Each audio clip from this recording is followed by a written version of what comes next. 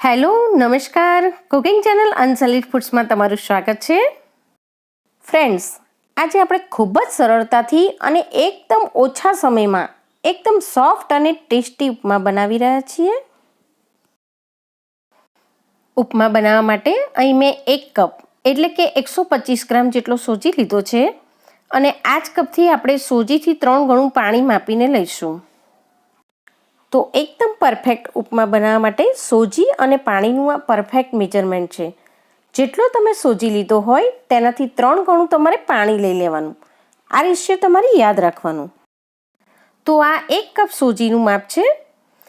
અહીંયા તમે સોજીમાં જેટલી વધઘટ કરો એટલી જ વધઘટ તમારે માપીને પાણીની કરી લેવાની। ઉપમા બનાવવા માટે સૌથી પહેલાં પાણીને ગરમ કરવા મૂકી દઈએ અને પાણીમાં જ હું અહીંયા 1 ટીસ્પૂન જેટલું મીઠું એડ કરી રહી છું। સાથે 1/4 ટીસ્પૂન જેટલી હળદર ઉપમાના સારા કલર માટે એડ કરીશું અને 1 ટીસ્પૂન જેટલી ખાંડ એડ કરી રહી છું અને સાથે જ હું અહીંયા 1 આખું લીંબુ પણ નીચોવી રહી છું। તો અહીંયા આપણે ઉપમામાં જે લીંબુ મીઠું ખાંડ નાખવાની છે એ આપણે પાણીમાં જ એડ કરી અને પાણીને ઉકાળીશું। આમ કરવાથી ખૂબ જ ઝડપથી ઉપમા તૈયાર થઈ જશે અને ઉપમાનો ટેસ્ટ પણ ખૂબ જ સરસ તૈયાર થાય છે। તો અહીંયા આપણે પાણીને ઉકળવા દઈએ અને પાણી ઉકળે ત્યાં સુધી બીજી બાજુ આપણે સોજી શેકી લઈએ। ગેસની ફ્લેમને મીડિયમ રાખીને એક પેનમાં 3 ટેબલસ્પૂન જેટલું તેલ ગરમ કરવા મૂકીએ અને તેલ ગરમ થાય એટલે અહીં મેં 1 ટેબલસ્પૂન જેટલી અડદની દાળ લીધી છે। સૌથી પહેલાં આપણે અડદની દાળને શેકી લઈએ। અહીં અડદની દાળને આપણે સહેજ હલકી ગોલ્ડન બ્રાઉન થાય ત્યાં સુધી શેકી લેવાની છે। આ બાજુ જે પાણી ઉકળવા મૂક્યું હતું તે બરોબર સરસ ઉકળી ગયું છે તો હું ગેસને બંધ કરી દઉં છું। હું મારા ઘરે ઉપમા હંમેશા આ રીતે જ બનાવું છું અને ખૂબ જ સરસ ઉપમા તૈયાર થાય છે। એકદમ હલકી શેકાયેલી અડદની દાળનો ક્રંચ ઉપમાને ખૂબ જ સરસ ટેસ્ટ આપે છે। અડદની દાળ હવે સરસ રીતે શેકાઈ ગઈ છે, તે હલકી ગોલ્ડન બ્રાઉન પણ થઈ ગઈ છે। તો હવે તેમાં આપણે 2 પિંચ જેટલી હિંગ એડ કરીએ,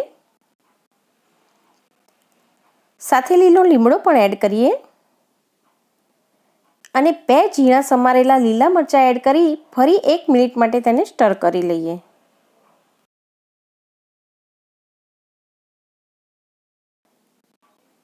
તો મરચાં સરસ સ્ટર થઈ ગયા છે। હવે શું કરવાનું છે કે આપણે જે સોજી લીધો છે તેને આમાં નાખીને શેકી લઈએ। તો અહીં આપણે સોજીને ડ્રાય રોસ્ટ નથી કરતા પણ તેલમાં જ શેકી લઈએ છીએ। આમ કરવાથી સોજી શેકાશે એટલે તેમાંથી એક સરસ સુગંધ આવશે અને ઉપમા બિલકુલ ચીકણો નહીં બને અને આ રીતે ઉપમા બનાવશો તો એકદમ સોફ્ટ અને ટેસ્ટી ઉપમા બનશે।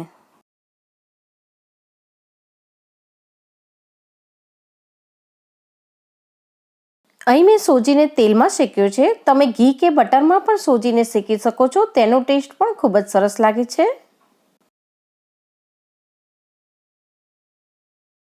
તો અહીં મેં સોજીને લગભગ 3 થી 4 મિનિટ માટે મીડિયમ ફ્લેમ પર શેકી લીધો છે અને તેનો કલર પણ સહેજ બદલાઈ અને લાઇટ ગોલ્ડન બ્રાઉન જેવો થઈ ગયો છે। તો આ રીતે એનો સહેજ કલર બદલાય અને તેમાંથી સ્મેલ આવે ત્યાં સુધી આપણે સોજીને શેકી લેવાનું છે। તો હવે શું કરીએ કે ગેસની ફ્લેમને આપણે એકદમ સ્લો કરી દેવાની છે અને ગેસની ફ્લેમને સ્લો કરી અને આપણે જે પાણી ગરમ કરીને રાખ્યું છે તે આ સોજીમાં એડ કરી દઈએ।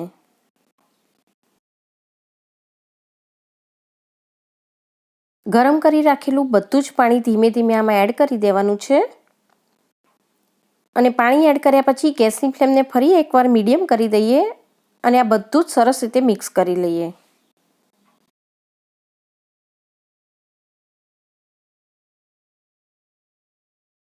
હવે પાણી એડ કર્યા પછી ઉપમાને આપણે સતત હલાવતા રહીશું જેથી તેમાં બિલકુલ લમ્સ ના બને।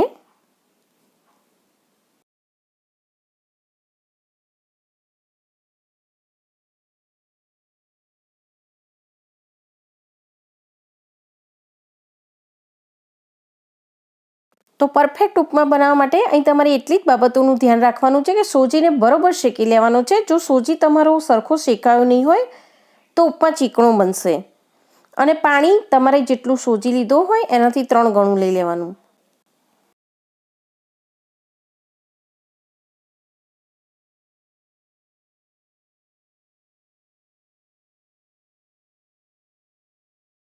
હવે આ રીતે ઉપમા તૈયાર થઈ જશે એટલે પેન છોડવા લાગશે અને એનું સરસ રીતે બાઇન્ડિંગ થઈ જશે આ રીતે.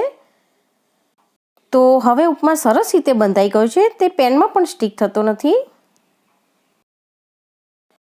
અને આ રીતે ઉપમા બનીને જ્યારે તૈયાર થઈ જશે ત્યારે તે થોડો ફૂલી પણ જશે.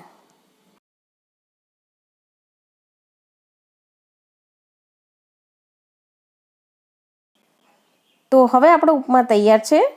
ગેસને આપણે હવે બંધ કરી દઈએ.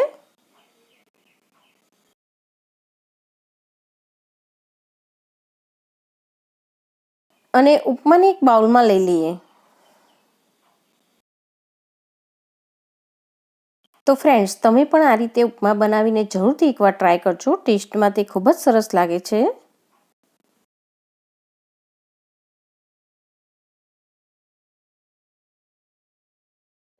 અને ઉપમાને આ રીતે સર્વ કરશો તો લુકમાં પણ ખૂબ જ સરસ લાગશે અને ફિનિશ થશે ત્યાં સુધી ગરમ પણ રહેશે. તો એની પર થોડા દાડમના દાણા, ટામેટાં અને ડુંગળીથી તેને ગાર્નિશ કરી લઈએ.